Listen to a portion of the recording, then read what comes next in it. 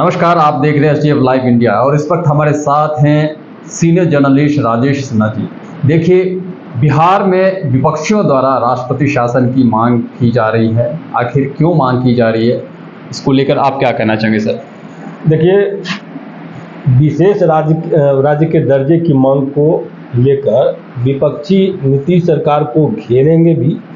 और बिहार में राष्ट्रपति शासन लगाने की मांग भी उठाएंगे। ऐसा इसलिए कि विधानसभा का चुनाव नज़दीक है और विपक्षियों को हथियार चाहिए।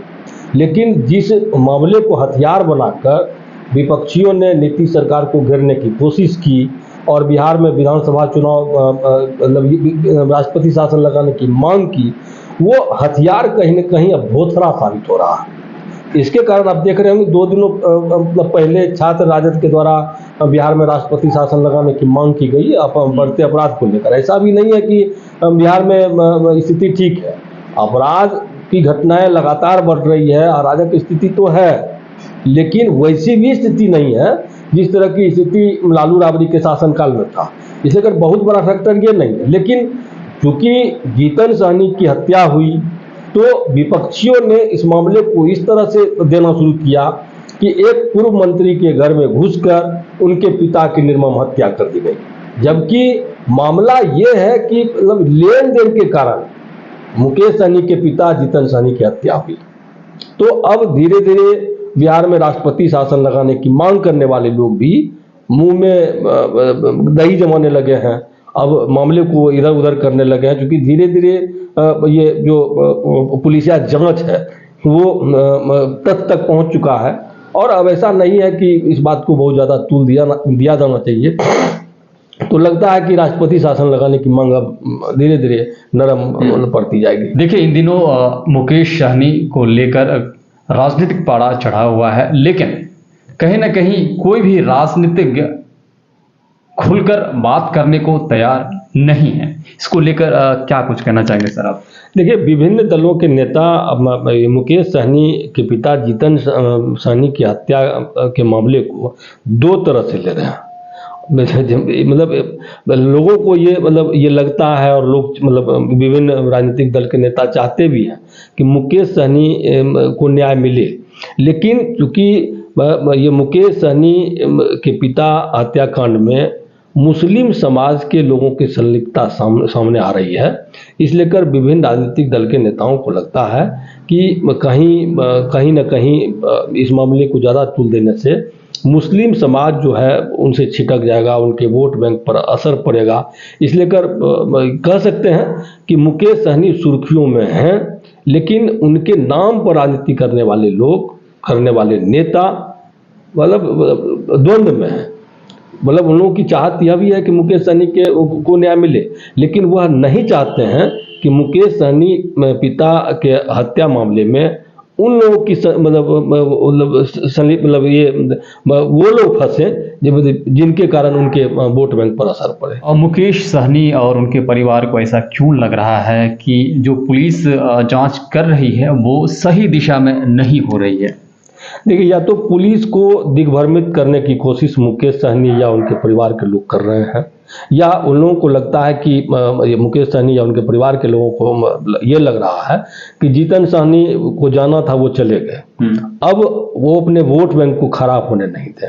क्योंकि इस घटना में मुख्य हत्यारे के तौर पर मोहम्मद काजिम अंसारी का नाम सामने आया है, तो काजिम अंसारी के पक्ष में खुलकर मुकेश सहनी या मुकेश सहनी के परिवार के लोग तो कुछ नहीं कर रहे हैं, लेकिन यह कह रहे हैं कि मोहम्मद काजिम अंसारी ये जीतन सहनी का बहुत दुलारा था, बहुत प्यारा था। जीतन सहनी और काजिम अंसारी के बीच दोस्ताना रिश्ता था, अगर घर में कुछ भी बनता था तो काजिम अंसारी ये जीतन सहनी के यहाँ जाकर पहुँचाया करता था। कुल मिलाकर यह साबित करने की कोशिश की जा रही है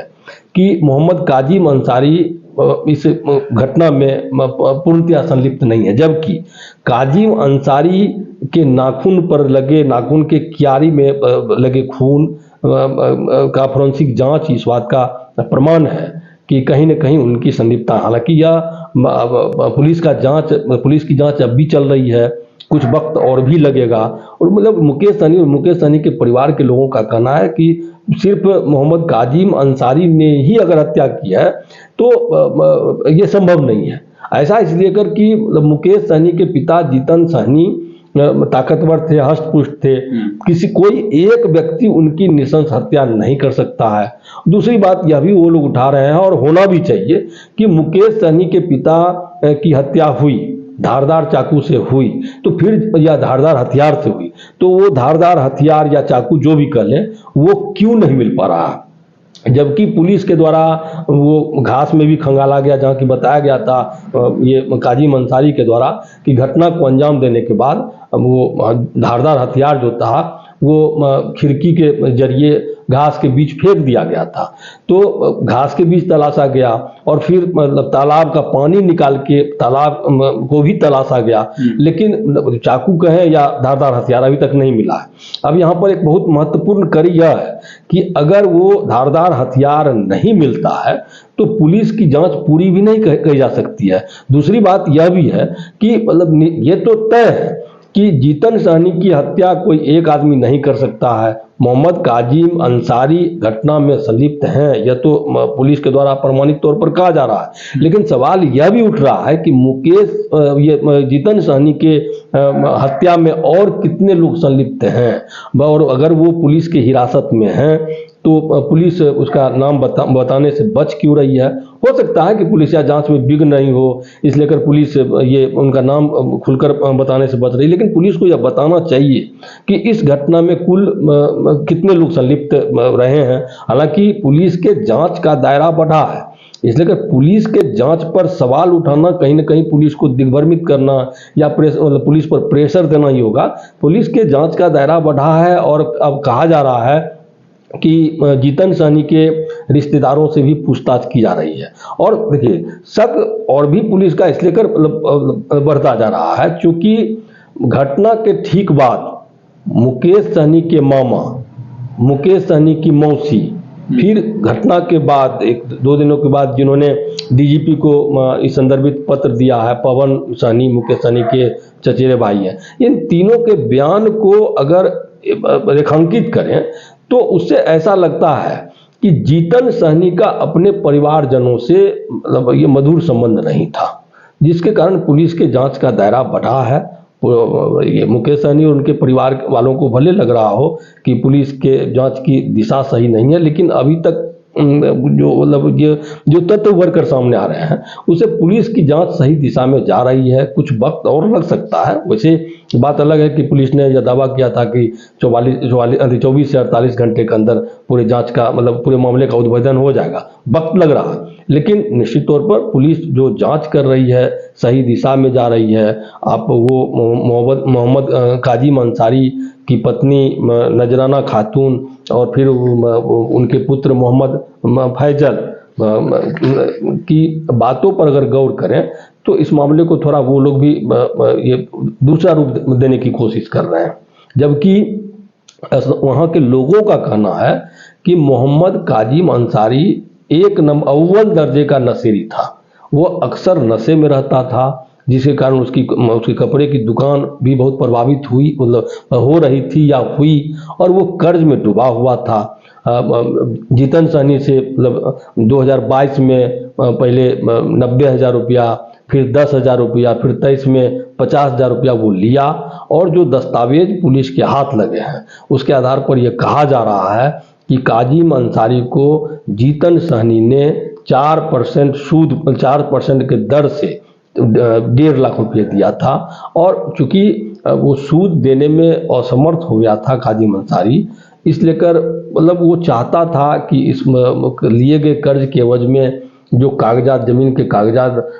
जीतन सहनी ने जब्त कर रखा है या गिरवी रखा है वो कागजात मिल जाए, और वही कागजात लेन देन के क्रम में इस घटना को अंजाम दिया गया। यह तो तय है कि काजिम अंसारी अकेला हत्यारा नहीं है, उसके साथ कुछ और लोग रहे होंगे। और मतलब दूसरा तीसरा पहलू यह भी देखिए कि जो संदूक तालाब में मिला है,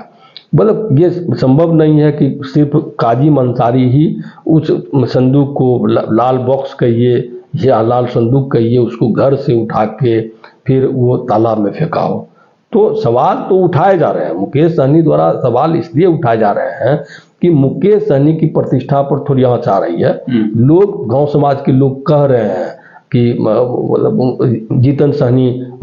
ये सूदखोर थे। ये थोड़ा अपमानजनक लग रहा है मुकेश सहनी जी को, और मुकेश सहनी जी को लग रहा है कि पुलिस को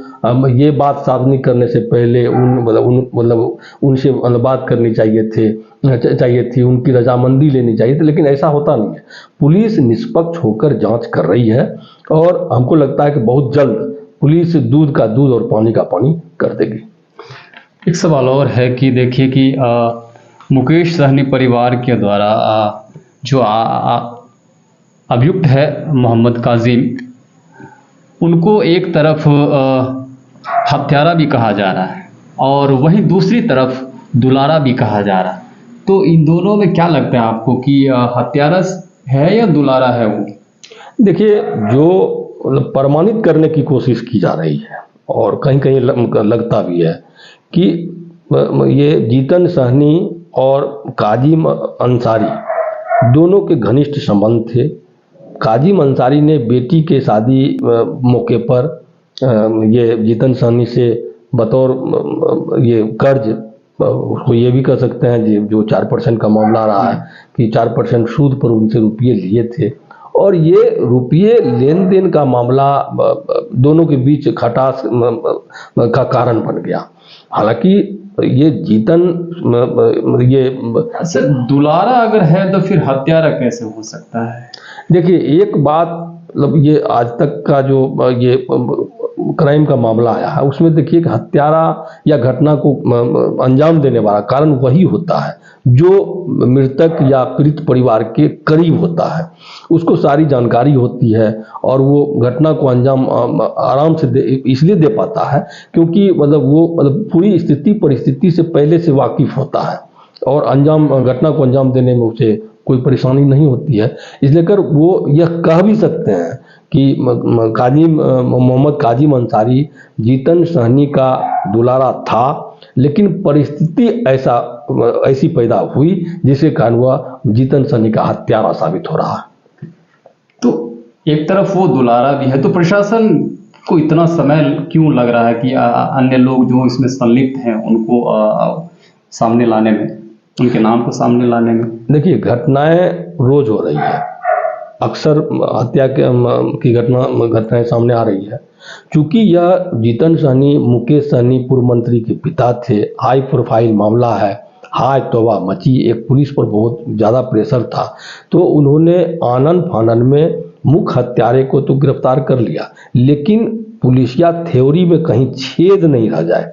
इसके कारण पुलिस विलंब कर रही है अन्य अभियुक्तों या हत्यारों का चेहरा सामने लाने में। लेकिन यह तय जान लीजिए कि पुलिस पूरे घटना को लगभग सुलझा चुकी है। बहुत जल्दी प्रेस कॉन्फ्रेंस करके ये पुलिस मुख्यालय के द्वारा या वहाँ के दरभंगा के एसपी या एसएसपी द्वारा पूरे घटना का पर्दाफाश कर दिया जाएगा। ये कहीं से अब इंतु किंतु परंतु नहीं रह गया। पुलिस पूरे मामले को लगभग खंगाल चुकी है। कुछ ऐसे तथ्य हैं जो जिसके कारण पुलिस विलंब करे। पुलिस को ये लग रहा है कि पुलिस की जग हसाई नहीं हो जाए, इसलिए पुलिस देर आएगी लेकिन दुरुस्त आएगी, पूरे तथ्यों के साथ आएगी। यह घटना निश्चित तौर पर यूपीए लेन देन का ही मामला है। वो लाल बक्से से जो दस्तावेज बरामद हुए वे चीख कर यह बताने के लिए काफ़ी हैं कि जीतन सहनी रुपये सूद पर लगाने का कारोबार करते थे, मछली का कारोबार करते थे, लेकिन इधर के कुछ वर्षों में वह सूद पर रुपये लगाने का काम करते थे। यह दूसरी बात है कि मुकेश सहनी, संतोष सहनी या मुकेश सहनी के परिवारजनों का ये कहना है कि जीतन सहनी ये गांव समाज के लोगों को आर्थिक तौर पर मदद किया करते थे। एक सवाल और है सर कि जैसा मोहम्मद कासिम को बताया जा रहा है कि वो अव्वल दर्जे का नशेड़ी था, तो क्या इस बात को कहीं ना कहीं जो 3 गिलास जो मिले थे वहाँ पर, क्या ऐसा कुछ तरल पदार्थ को कुछ ऐसे नशीले पदार्थ से जोड़ा जा सकता है? देखिए, ये तो तय है कि मृतक, और जिस ढंग से वहाँ पर मजलिस भी लगती थी जैसा बताया जा रहा है, मजलिस लगना, 3 गिलास वहाँ पर मिलना और मोहम्मद कासिम अंसारी का मतलब नशेड़ी होना, अव्वल दर्जे का नशेड़ी होना, ये तीनों को अगर मिलाकर देखा जाए तो क्या कुछ साबित हो रहा है? देखिए, मोहम्मद काजिम का कोई आपराधिक इतिहास अभी तक सामने नहीं आया, लेकिन वहाँ के लोग, स्थानीय लोग यह स्पष्ट कर रहे हैं कि काजिम अंसारी अव्वल दर्जे का नशेड़ी था और इस घटना को उसने अंजाम भी दिया है नशे की हालत में। उसको पछतावा भी हुआ होगा, निसंदेह उसको पछतावा भी हुआ होगा, लेकिन पछतावा तब हुआ होगा जब उसके सामने ये बात सामने आई होगी कि उसने जघन्य अपराध कर दिया।